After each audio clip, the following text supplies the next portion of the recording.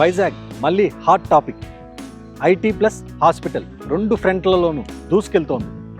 విశాఖ నగరం ఇప్పుడు కేవలం బీచ్ సిటీ మాత్రమే కాదు, ఐటీ ఉద్యోగాలు, డేటా సెంటర్లు, వెల్నెస్, టూరిజం, ఎయిర్పోర్ట్ దగ్గర హోటళ్లు అన్నీ కలిపి ఒక కొత్త ఎకానమీ తయారవుతోంది.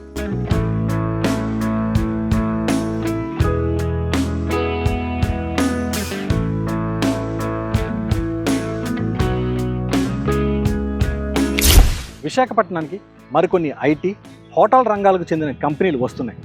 వీటన్నిటికీ ఆంధ్రప్రదేశ్ ప్రభుత్వం భూములు కూడా కేటాయించింది. సిఫీ డేటా సెంటర్ను మినహాయిస్తే కొత్తగా విశాఖ వస్తున్న కంపెనీలు 689 కోట్ల పెట్టుబడులు పెట్టడం ద్వారా 5,800 మందికి ఉపాధి దక్కుతుందన్నది ఒక అంచనా. కోల్కతా కేంద్రంగా పనిచేస్తున్న ఐటీ సేవల సంస్థ Infinix technology solutions private company ఏర్పాటుకు ప్రభుత్వం 5 ఎకరాలు కేటాయించింది.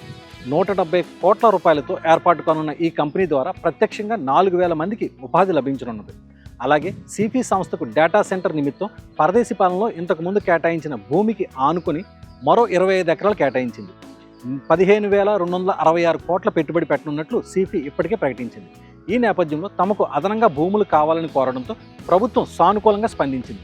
అదేవిధంగా ఐటీ క్యాంపస్ ఏర్పాటు కోసం ఎక్లాట్ హెల్త్ సొల్యూషన్స్ కంపెనీకి 2 ఎకరాల భూమి కేటాయించడంతో పాటు అన్ని రకాల ప్రోత్సాహకాలు ఇచ్చేందుకు మంత్రివర్గం గ్రీన్ సిగ్నల్ ఇచ్చింది. ఈ సంస్థ 50 కోట్ల వ్యయంతో హెల్త్ టెక్ క్యాంపస్ ద్వారా 1000 మందికి ఐటీ రంగంతో ఉద్యోగ అవకాశాలు కల్పిస్తుంది.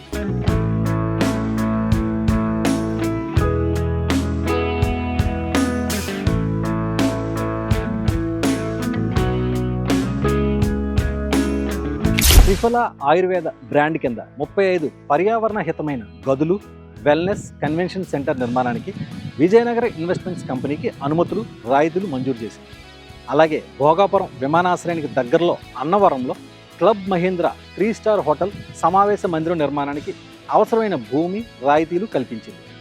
అదేవిధంగా మధురవాడలో 163 కోట్లతో 4.39 ఎకరాల్లో Pramod hotels and resorts brand పేరుతో హోటల్ నిర్మాణానికి శ్రీ దుర్గా కాందేవ్ ప్రైవేట్ లిమిటెడ్కు అనుమతితో పాటు రాయితీలు కల్పించింది.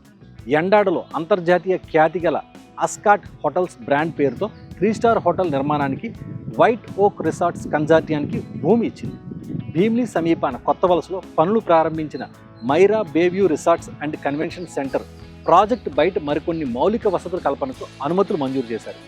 గీతం విశ్వవిద్యాలయంలో 45 మీటర్లకు పైబడి భవన నిర్మాణాలకు అగ్నిమాపక శాఖ నిబంధనలకు లోబడి అనుమతులు మంజూరు చేసింది.